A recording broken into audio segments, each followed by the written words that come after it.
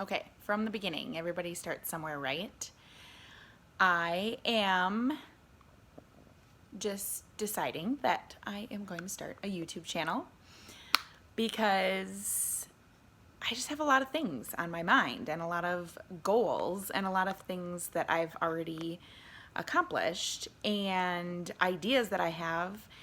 And I just, for some reason, decided that maybe using some sort of platform to hold myself accountable just might be a thing. Just might be something. So anyway, here I am. I don't have notes. I don't have a script. I don't have anything. I am just have a moment. Just got my kids all to bed and snuck away to hopefully not be interrupted so that I could get it all out here. So from the beginning, everybody starts somewhere. Gosh, what I really have found a lot of, I guess for lack of a better word, satisfaction or a lot of worth is kind of sharing some of my personal struggles and how that helped shape or get me to where I'm at or allow me to better start and accomplish other things. So, I've always been just a goal driven person. And I wouldn't even stop at goals. I mean, let's just say, I've always been like this big dream person. Like, I want the moon, maybe I'll settle for the stars. It's never just like, okay, that'll be good enough. So, I've just always, wanted that dream, or I'm not afraid to dream. Of course, I adjust things along the way, but, and then it's never really settling. Like, of course, so I'm not, always getting the moon or the stars. But for the most part, I'm always coming out satisfied. Like, this is what I said I was going to do. This is the goal I was going to set for myself. And to some effect, it happens. It might not look exactly how I pictured it in the beginning, but somehow it happens. So let me just take you all the way back to, from childhood. I can remember, having this dream of building a playhouse, a clubhouse. Okay, well, how am I gonna make that happen? I don't have any money for lumber. I don't have any of that, and figured out a way to kind of somehow pull together with some friends and some help with the neighborhood and somewhat get that to happen. So fast forward later on in life, just with anything, wanted a business degree, so I set out and finished education for that. Knew that I wanted kind of a traditional, wanted to be married, wanted to have a family, have my own house and all those, fun adult things that traditionally most people get excited about. So fast forward to that, and okay, well, so met and fell in love with my husband, got this dream proposal with just an, awesome setting and scenery out on a beach. It was just amazing. It was like, I couldn't have written a better story about how that happened. And then, okay, so from the beginning, then we get married and decide we want to have a family, and enter struggle and challenge and testing the limits and pushing boundaries and everything. We discovered that it was not easy, okay, to achieve pregnancy, and all of a sudden that was kind of like one of my biggest personal challenges or struggle. It was super hard to deal with. super hard to wrap my head around. It was something I didn't, hadn't even thought of. Like, well, I thought this is how it was supposed to go. Like, you decide you want to have a baby, you can have a baby. So, first kind of struggle, challenge, and of course, being the person I am, no way, this is a dream. I want babies. How am I going to make it happen? And here's our roadblock. For some reason, it wasn't easy for us to achieve pregnancy. So enter in, I want to make this not to be a too long drawn out story, but enter in the whole infertility piece and journey. 3.5 years. I almost wanted to go back to school for reproductive endocrinology. I was just fascinated by everything, by how meticulous our bodies are to achieve pregnancy, and really just the overall miracle of being able to even achieve pregnancy, to even just get pregnant. I mean, there are a lot of factors, a lot of variables, and things that need to happen in order to do that. So, okay, losing my train of thought. There's so many things I want to say on here and get out there, but it's all trying to come out at once. So 3.5 years of infertility.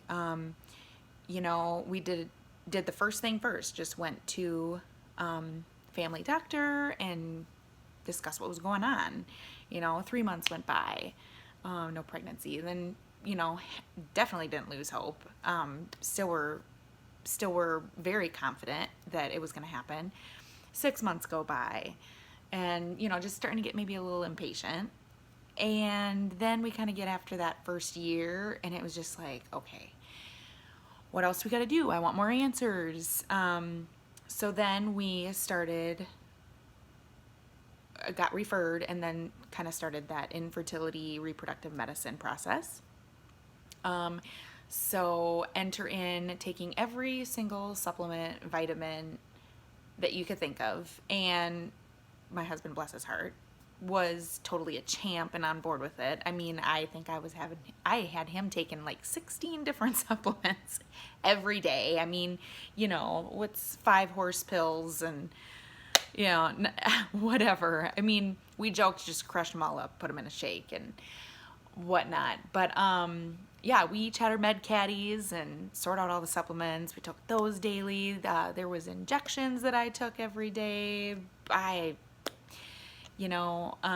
that it was that long ago, but I forget what everything was called. But at the time, I could have told you what every lab test, every hormone level, everything that needed to be just so, or what ranges it needed to be in. Is my thyroid okay? And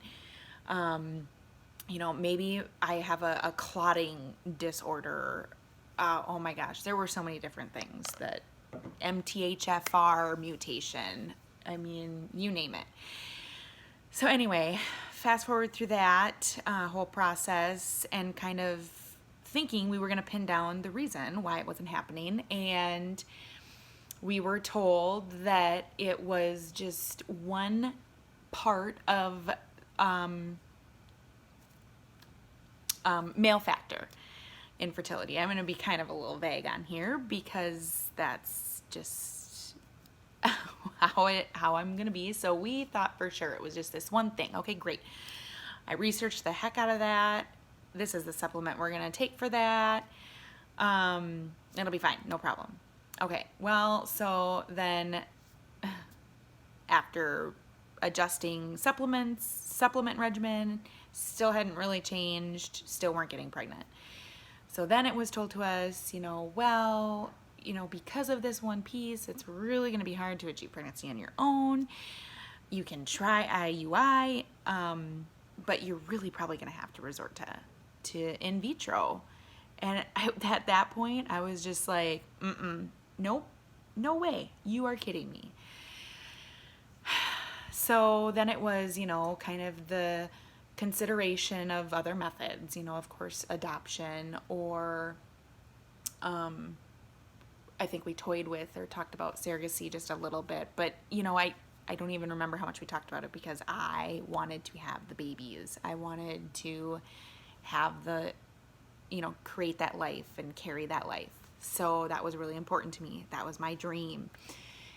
And so we tried an IUI, just to make sure that we had said we did, and maybe, the least invasive method, other than what we had already tried, would help. So we tried that, it failed, it didn't work. So of course then naturally we just moved right on into in vitro, had our planning consultation for that, did all the injections, took the medication to hyperstimulate my ovaries to produce eggs, went in for the extraction. Super painful. I can remember that vividly, driving home from that, thinking I needed to go back and be admitted for pain. And they successfully retrieved 12 eggs. Oh my gosh, that was exciting. And fertilized them, and I can't remember exactly. I'd have to look through my notes. I, of course, have a tabbed out binder of everything. And I think there were 3 that successfully took and then grew normally to be able to transfer back in. So we went back for transfer day. Super exciting day. Got all gowned up and ready, and the transfer was complete. And of course, so then it was wait 2 weeks or a little less than that, take a test and see if it's positive, and the blood test to check for hormone levels. And so fast forward, found out it was positive. Yay, right? Okay, my gosh, never had a positive pregnancy test in 3.5 years. That was like, I was shaking, crying. My husband was the same, couldn't hardly talk, but we were excited. And found out it was twins. So when you're in vitro, there are ultrasounds every appointment, which is awesome. So got to see the little tiny embryos. Then they grew and got little heads and little arms, and could see their flickering heartbeats. And we saw that 2 times, 6 weeks and 8 weeks. Went for a 10-week appointment, and I'm getting goosebumps right now because it just brings back that feeling. It was New Year's Eve, so we had big plans to go out to eat and celebrate. Or no, it wasn't New Year's Eve. Sorry, I'm ahead of myself. No, yes, it was. So anyway, went and had the ultrasound, and that morning I had a little bit of blood when I went to the bathroom, just a little bit, but enough where I was just like, what?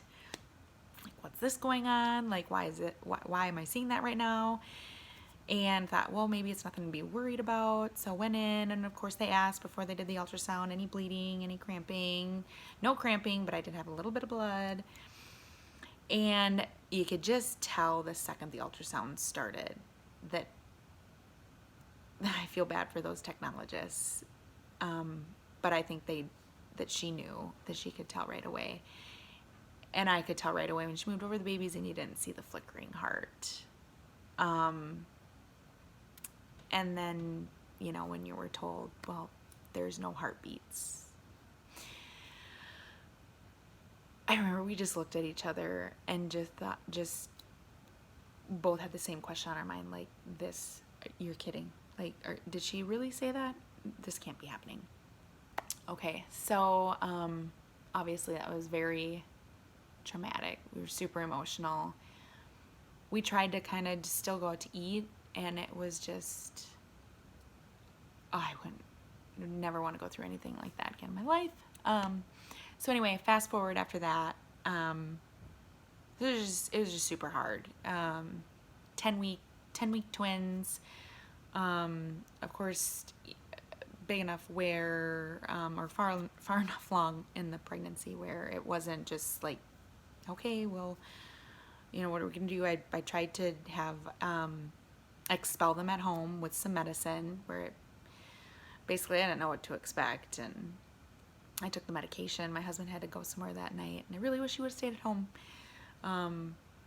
So it was not fun. It was painful, and found out that the pregnancy didn't entirely expel, so I had to go in for a D&C procedure anyway.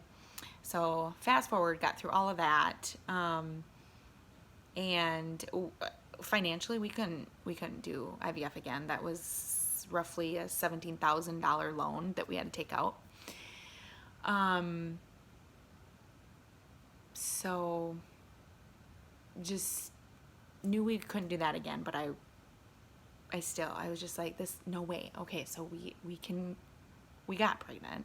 I mean, so it worked to an extent. I'm not giving up. A year prior to doing IVF, I had come across what's called NAPRO technology.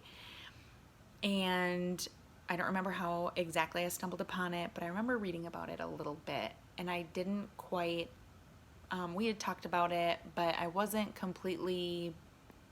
didn't educate myself to the extent I probably should have.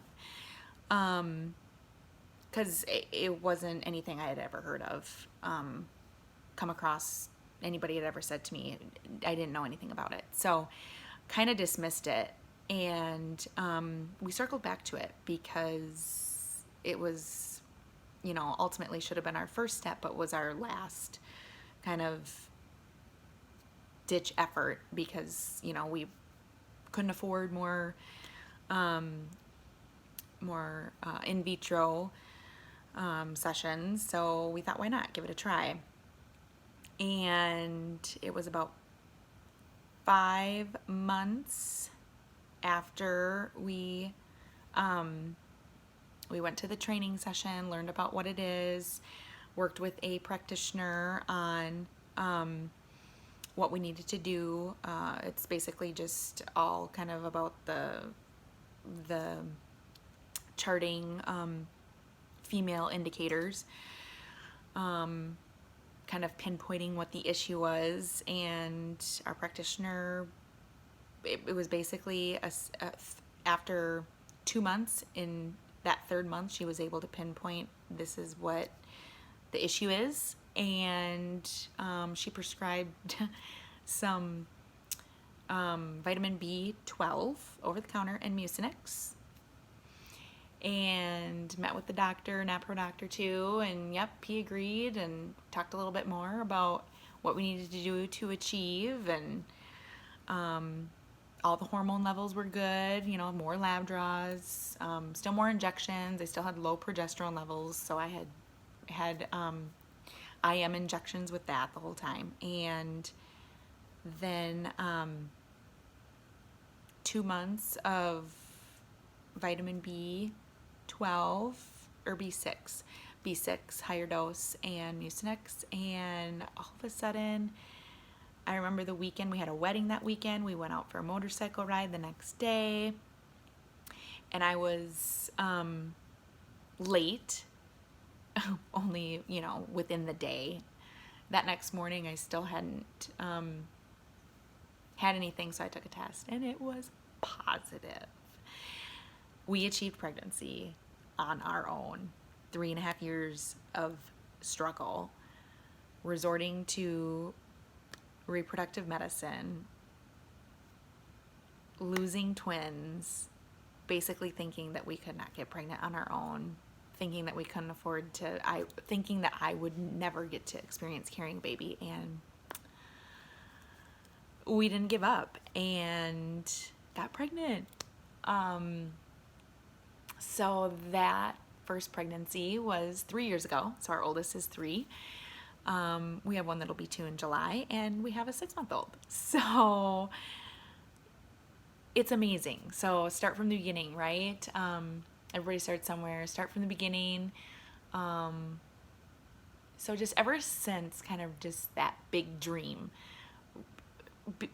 becoming a reality for us, and just not giving up, and educating myself, understanding understanding things that maybe you didn't before, or you didn't think of. Just really kind of set the tone for everything else. So that's just a big part of my life, and I just feel like that's just something that is the premise to what follows. And I've been told many times that I should write a book.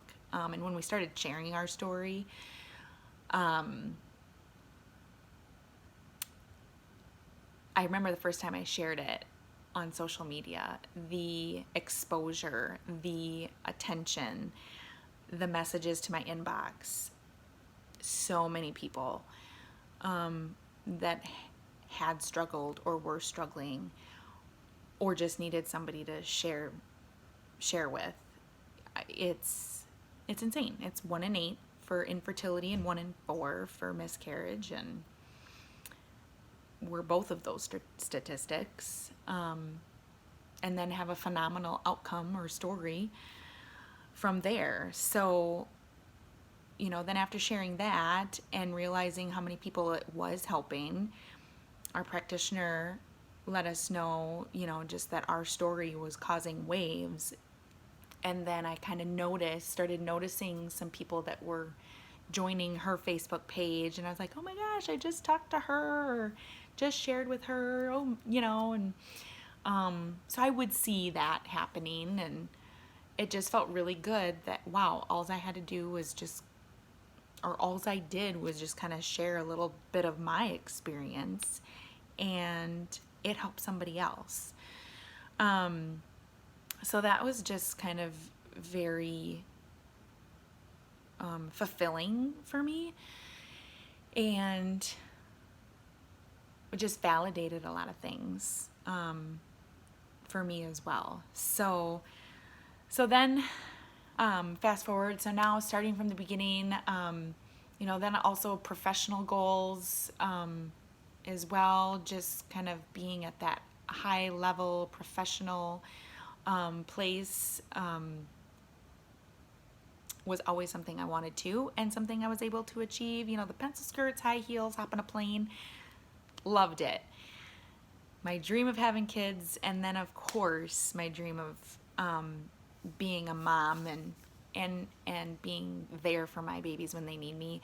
The pencil skirt, high heels, and plane didn't quite fit that mold. So, adjust that a little bit. I still have my professional goals. I'm still very much career driven.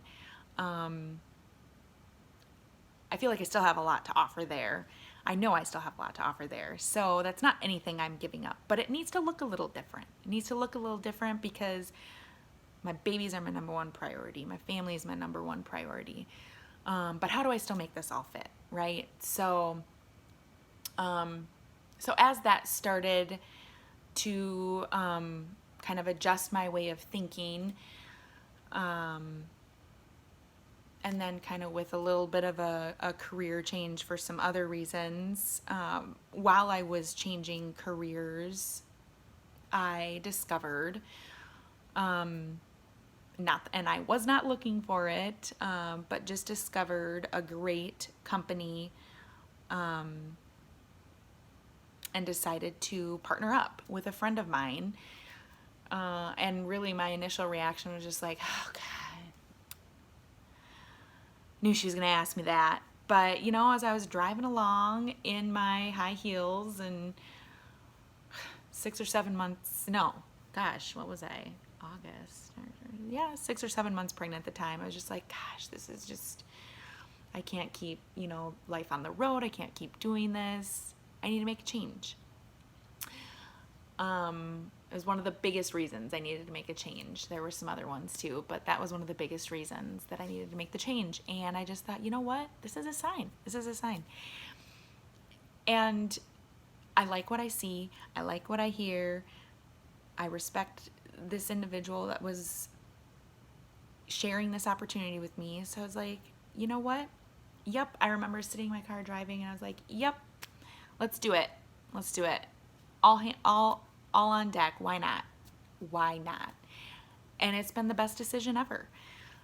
And now, I mean, again, you know, I didn't quite know what to expect, but the more I've educated myself, the more I've dug into this, the more